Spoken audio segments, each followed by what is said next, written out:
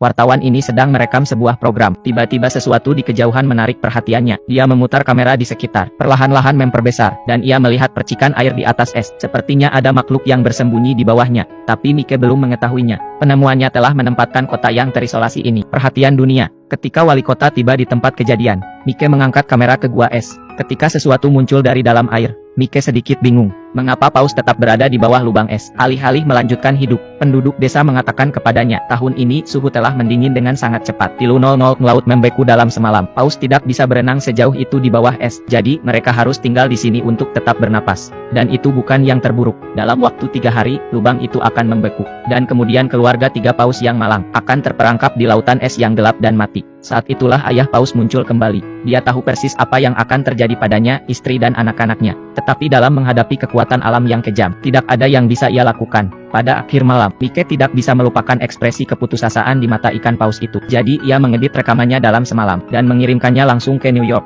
Hari berikutnya, paus itu ada di berita. Kisah ini segera menarik perhatian masyarakat. Tidak lama kemudian, media dikerumuni oleh para jurnalis. Mereka semua ingin menghasilkan uang dari ikan paus. Kamar hotel di kota naik dari genap 0 menjadi 500. Namun, antusiasme mereka tidak surut. Kota perbatasan yang tenang tiba-tiba menjadi hidup. Tetapi sang wali kota tampak sibuk. Paus mungkin telah menjadi berita. Tetapi mereka tidak keluar dari bahaya. Dan tidak semuanya buruk. Penduduk setempat memiliki tradisi membunuh paus. Penduduk desa sudah merencanakan bagian ikan mereka. Wali kota tidak ingin mengambil keuntungan dari ikan. Tetapi penduduk desa harus mencari nafkah. Tidak ada yang bisa dilakukannya. Segera setelah itu, sebuah konferensi pers diadakan di kota. Perwakilan masyarakat adat memperdebatkan kasus mereka. Menekankan bahwa perburuan paus adalah cara hidup mereka. Itu masuk akal dan legal. Ana dari masyarakat hewan tidak mau kalah, bahwa kapal pemecah es sedang dalam perjalanan. Paus-paus itu akan segera dikembalikan ke laut. Mereka berselisih paham. Untuk sementara waktu situasi terhenti. Tiba-tiba, semua orang di ruangan itu menoleh ke belakang. Wali kota berjalan ke pesta peluncuran. Apa yang terjadi selanjutnya? Apa yang terjadi selanjutnya di luar dugaan siapapun. Wali kota meyakinkan para delegasi dalam 5 menit. Mereka sepakat dalam keputusan mereka untuk membantu paus keluar dari perangkapnya. Sekarang Ana bingung.